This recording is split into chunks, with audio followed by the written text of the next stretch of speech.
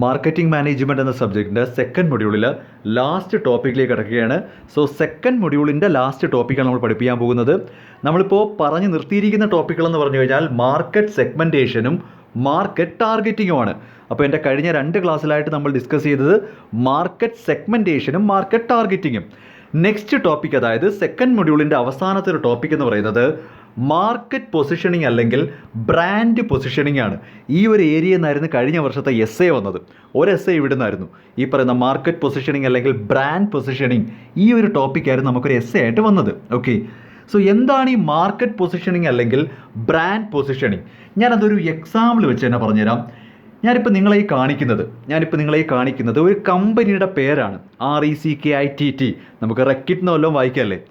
RECKITT. അതെന്തോ ആയിക്കോട്ടെ, ഞാനിപ്പോൾ റെക്കിറ്റ് എന്ന് വായിക്കാം.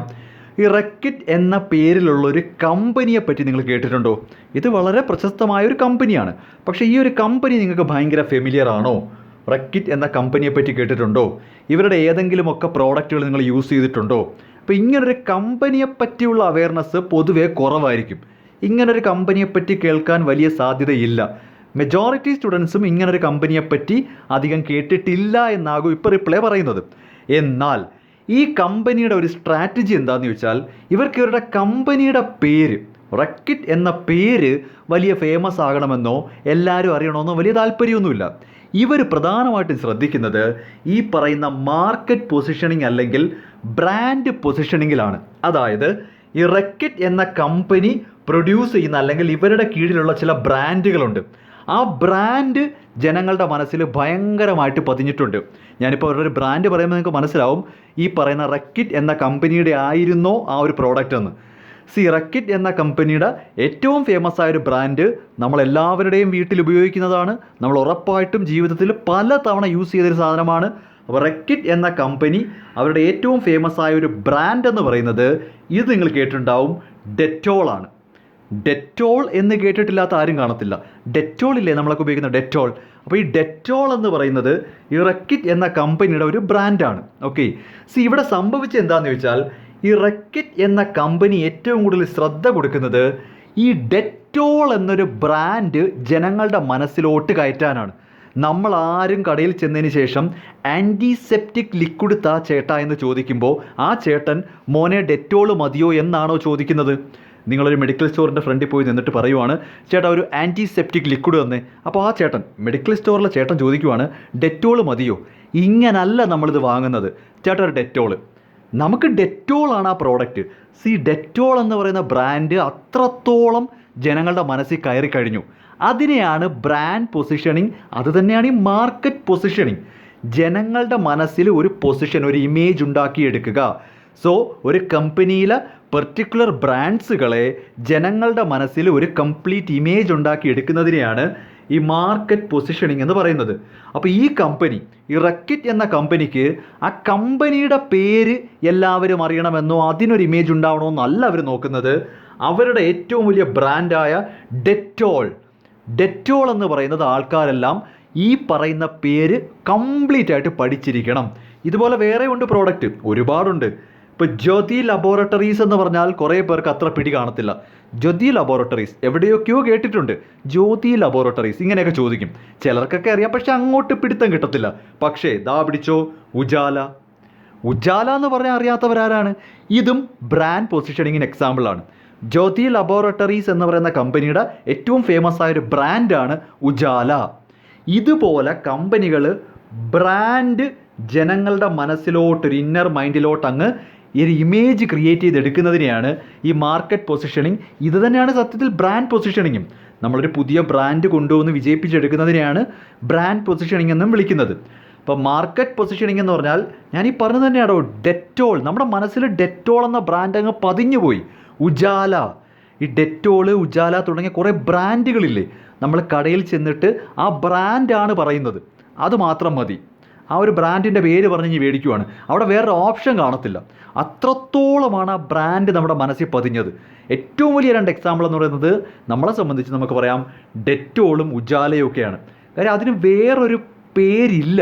ലൈക്ക് മറ്റൊന്നും ചോദിച്ചിട്ട് അത് കിട്ടാതെ വരുമ്പോഴല്ല ഡെറ്റോൾ വാങ്ങുന്നത്. നമ്മൾ കടയിൽ ചെല്ലുന്നത് തന്നെ ആൻറ്റിസെപ്റ്റിക് ലിക്വിഡിനല്ല, ഡെറ്റോളിനെന്നും പറഞ്ഞാണ്. See that is called market positioning, അല്ലെങ്കിൽ ബ്രാൻഡ് പൊസിഷൻ ചെയ്യുക എന്ന് പറയുന്നത്. അപ്പോൾ it is a process of creating an image or establishing a utility of a product among the target customers. Target കസ്റ്റമേഴ്സിൻ്റെ മൈൻഡിൽ ഒരു കംപ്ലീറ്റ് ആയിട്ടൊരു ഇമേജ് ക്രിയേറ്റ് ചെയ്യുന്നതിനെയാണ് ഈ മാർക്കറ്റ് പൊസിഷനിങ് എന്ന് വിളിക്കുന്നത്. ഈ സെയിം സംഭവം തന്നെ.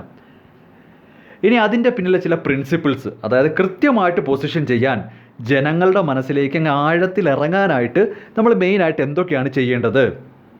ഞാൻ ആദ്യം ഈ 4ാമത്തെ പിടിക്കാം. എനിക്കതാ കൂടുതൽ ഇഷ്ടപ്പെട്ടത്. ഒരു ബ്രാൻഡ് നന്നായിട്ട് സക്സസ് ആവാനുള്ള പ്രധാനപ്പെട്ട ഒരു പോയിൻ്റ് അതാണ്, ഈസി നെയിം. ജനങ്ങൾക്ക് പെട്ടെന്ന് കിട്ടുന്ന, അല്ലെങ്കിൽ പെട്ടെന്ന് പറയാൻ പറ്റുന്ന, ഒരു എഴുത്തും വായനയും അറിയാത്ത ആൾക്ക് പോലും പറയാൻ പറ്റുന്ന കണക്കുള്ള പേരായിരിക്കണം. അല്ലാതെ വലിച്ചു നീട്ടി വലിയ കോംപ്ലക്സിറ്റി ഉള്ള പേരുകളാവരുത്. ഈസി നെയിം ആയിരിക്കണം. ഇപ്പോൾ Ujala, Dettol, 7up, Pepsi, boost എന്നൊക്കെ പറയുന്നത് വളരെ ചെറിയ പേരുമാണ്, നമുക്ക് പെട്ടെന്ന് പറയാനും പറ്റും.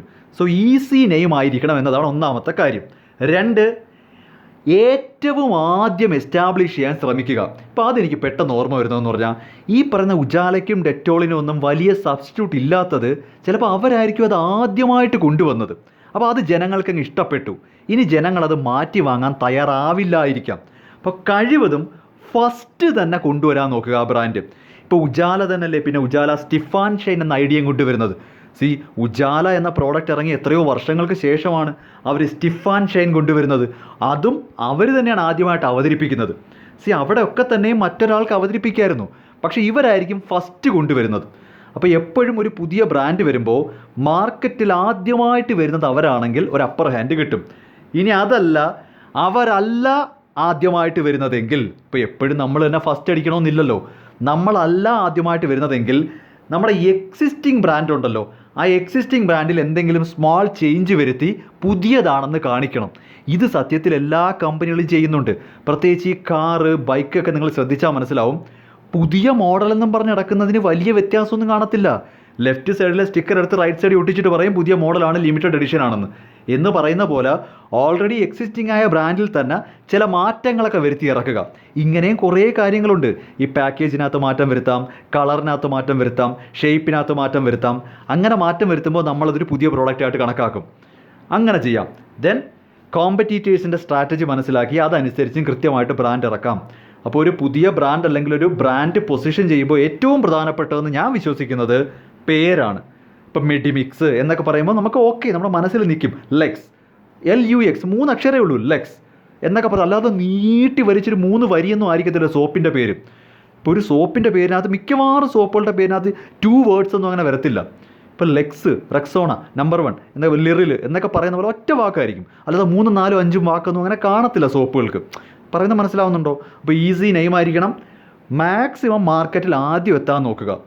അങ്ങനെ ആദ്യം എത്തുന്നില്ലെങ്കിൽ എക്സിസ്റ്റിംഗ് പ്രോഡക്റ്റിനകത്ത് മാറ്റം വരുത്തി പുതിയൊരു ബ്രാൻഡാണെന്ന് കാണിക്കുക. ദെൻ കോമ്പറ്റീറ്റേഴ്സിൻ്റെ സ്ട്രാറ്റജി എപ്പോഴും മനസ്സിലാക്കിയിരിക്കണം. നമ്മളൊരു പുതിയ ബ്രാൻഡ് ഇറക്കുമ്പോൾ കൃത്യമായിട്ട് നോക്കണം കോമ്പറ്റീറ്റർ എന്താണ് ചെയ്യാൻ പോകുന്നത്. ഇത് ഈ കുടകൾ നോക്കിയാൽ മതി. ഇപ്പോൾ പിന്നെ ഈ പറയുന്ന ഒരുപാട് കുടകളുള്ളതുകൊണ്ട് പണ്ട് പോപ്പി ജോൺസേ ഉള്ളൂ മത്സരിക്കാൻ. പോപ്പി ജോൺസ്, ജോൺസിൻ്റെയും പോപ്പിയുടെയും പരസ്യങ്ങൾ നോക്കിയാൽ മതി. അവർ ആ പരസ്യങ്ങൾ തമ്മിൽ അടിയാണ്. എന്താണോ ജോൺസ് പറയുന്നത് അതിനെതിരെന്ന രീതിയിലായിരിക്കും പോപ്പി ഇറക്കുന്നത്. അപ്പോൾ അവരുടെ പുതിയ ബ്രാൻഡ് എന്ന് പറയുമ്പോൾ ഒരാൾ പറയും ഞങ്ങൾ കുട പിന്നിലേക്ക് മടക്കാമെന്ന്, ഒരാൾ പറയും ഞങ്ങൾ വിസിലടിക്കുമെന്ന്, ഒരാൾ പറയും ഞങ്ങൾ വെള്ളം ചീറ്റുമെന്ന്. അപ്പോൾ അവർ ഓരോരുത്തരും തമ്മിൽ മത്സരമാണ്. ഓക്കെ, അപ്പോൾ കോമ്പറ്റീറ്ററുടെ സ്ട്രാറ്റജിയും കൂടെ നോക്കിയിട്ട് വേണം നമ്മളൊരു പുതിയ ബ്രാൻഡ് പൊസിഷൻ ചെയ്യാൻ നോക്കാൻ. അത്രയുമാണ് പ്രിൻസിപ്പിൾസിൽ പറയുന്നത്. പിന്നെ ഇത് ഞാൻ എന്താ പറയുക മടുത്ത കാര്യമാണ്. ബ്രാൻഡ് പൊസിഷൻ ചെയ്താൽ അല്ലെങ്കിൽ മാർക്കറ്റ് പൊസിഷൻ ചെയ്താൽ എന്തൊക്കെയാണ് ഗുണങ്ങളെന്ന് ചോദിച്ചാൽ അൾട്ടിമേറ്റ്ലി ഞാൻ പറയുന്നു കസ്റ്റമേഴ്സിനെ പിടിക്കാമെന്ന് തന്നെയാണ്. ഒരു ഇമേജ് കീപ്പ് ചെയ്യാം, കോമ്പറ്റീഷൻ ഫേസ് ചെയ്യാം, ദെൻ പൊട്ടൻഷ്യൽ ബയേഴ്സിനെ കിട്ടും, മാർക്കറ്റിംഗ് ബിസിനസ് ഗൈഡ് ചെയ്യാൻ പറ്റും. ഇത് നിങ്ങൾ കുറേയൊക്കെ സ്വന്തമായിട്ട് പഠിക്കണം. ഒരു ബിസിനസ്സിനെ സംബന്ധിച്ച് ഇപ്പോൾ ഉജാല എന്ന് പറയുന്നൊരു മാർക്കറ്റ് അല്ലെങ്കിൽ അവരുടെ ഒരു ബ്രാൻഡിനെ പൊസിഷൻ ചെയ്താൽ എന്തൊക്കെയാണ് പ്രയോജനം?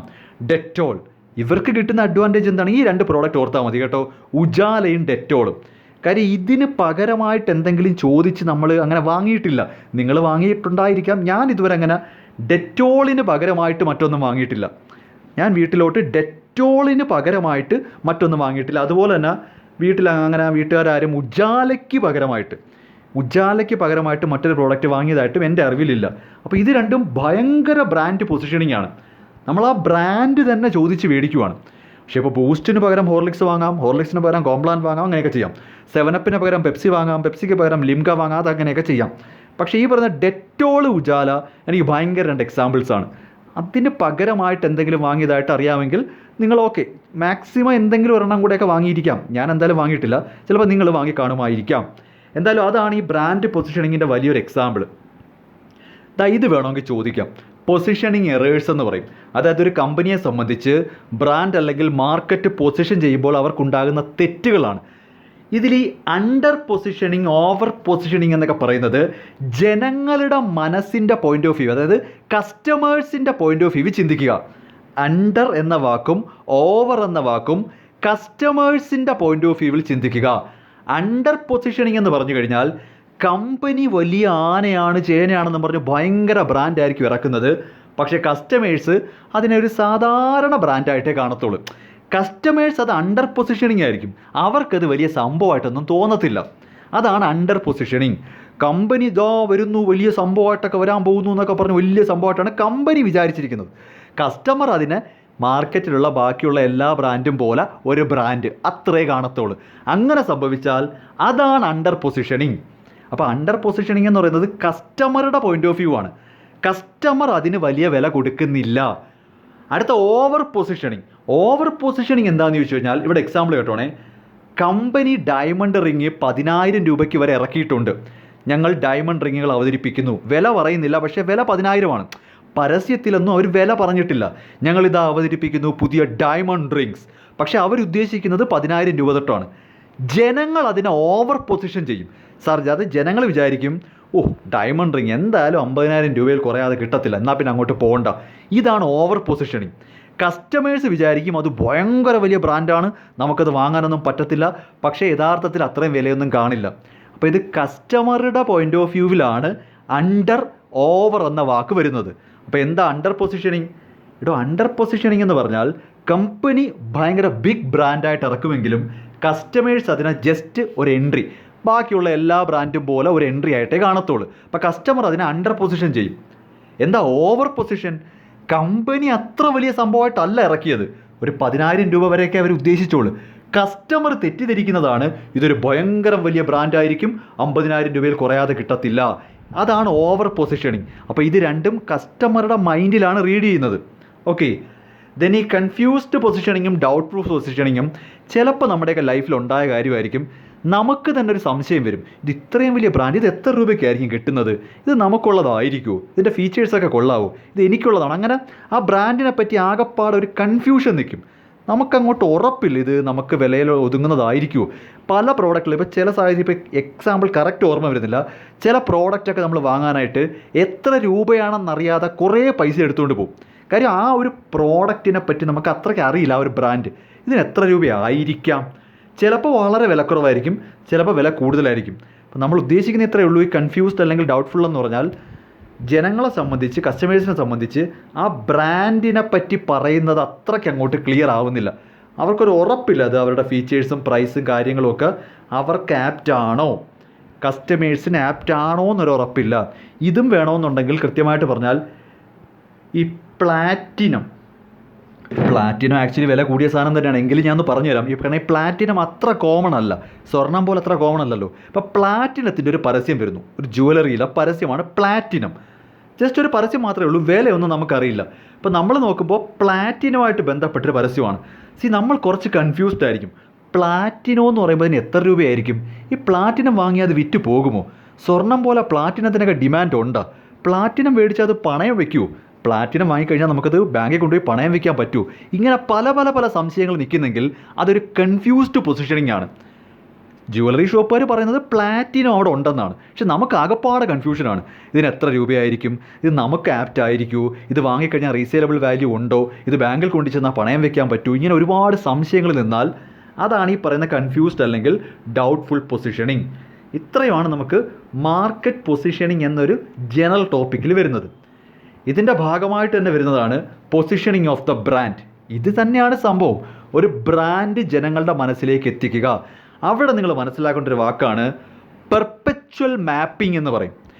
പെർപെച്വൽ മാപ്പിംഗ് എന്ന് പറഞ്ഞാൽ നോക്കൂ, ഒരു പുതിയ ബ്രാൻഡ് മാർക്കറ്റിലോട്ട് എത്തുന്നത് അവിടെ അതിനുള്ള വേക്കൻറ്റ് സ്ലോട്ട് ഉണ്ടെന്ന് ഉറപ്പ് വരുത്തുമ്പോഴാണ്. അതായത് ജനങ്ങളെ സംബന്ധിച്ച് ഒരു പുതിയ ബ്രാൻഡും കൂടെ വന്നാലും അവരത് പർച്ചേസ് ചെയ്യും എന്ന ഒരു ഉറപ്പ് കിട്ടിയിട്ട് മാത്രമേ നമ്മളൊരു പുതിയ ബ്രാൻഡ് ഇറക്കൂ. ഓക്കെ, സോ അതിനെയാണ് വേക്കൻറ്റ് സ്ലോട്ട് ഉണ്ടോ എന്ന് ചെക്ക് ചെയ്യണമെന്ന് പറയുന്നത്. അപ്പോൾ ഒരു പുതിയ ബ്രാൻഡ് നമ്മൾ ഇറക്കുമ്പോൾ നമ്മൾ ഏറ്റവും കൂടുതൽ ശ്രദ്ധിക്കേണ്ടത് ഒരു പുതിയ ബ്രാൻഡും കൂടെ മാർക്കറ്റിൽ ആവശ്യമുണ്ടോ, വേക്കൻറ്റ് സ്ലോട്ട് ഉണ്ടോ എന്ന് നോക്കുക. അത് ചെക്ക് ചെയ്യുന്നതിനാണ് ഈ പെർപ്പച്വൽ മാപ്പിംഗ് എന്ന് പറയുന്നത്. ദെൻ ഒരു ടോപ്പിക്കും കൂടെ ഉള്ളൂ, ലാസ്റ്റ് ടോപ്പിക്കാണ് ബ്രാൻഡ് പൊസിഷനിങ്ങിൻ്റെ സ്റ്റെപ്സിൽ. ഒന്നാമതായിട്ട് ജനങ്ങൾക്ക് പ്രോഡക്റ്റ് പെർസെപ്ഷൻ എങ്ങനെയാണെന്ന് നോക്കണം. അതായത് ജനങ്ങൾ പ്രോഡക്റ്റിൻ്റെ എന്ത് ടൈപ്പ് ഫീച്ചേഴ്സാണ് ആഗ്രഹിക്കുന്നത്, അതിൻ്റെ പ്രൈസ് ആണോ, ക്വാളിറ്റി ആണോ, ഷേപ്പ് ആണോ, കളറാണോ. അപ്പോൾ ജനങ്ങൾ ഏറ്റവും കൂടുതൽ ആഗ്രഹിക്കുന്നത് അല്ലെങ്കിൽ ഏറ്റവും കൂടുതൽ ഇഷ്ടപ്പെടുന്നത് എന്ത് ഫീച്ചറാണെന്ന് നോക്കുക. ദെൻ അതിനെ റാങ്ക് ചെയ്യുക. ഏറ്റവും കൂടുതൽ ആഗ്രഹിക്കുന്നത്, ജനങ്ങൾ ഏറ്റവും കൂടുതൽ ആഗ്രഹിക്കുന്നത് എന്ത് ഫീച്ചറാണ്, പ്രൈസ് കുറയണമെന്നാണോ, കളറ് മാറണമെന്നാണോ, ഷേപ്പ് മാറണമെന്നാണോ, എന്താണ് ജനങ്ങൾ കൂടുതലായിട്ട് ആഗ്രഹിക്കുന്നത്, അതിനെ റാങ്ക് ചെയ്യുക.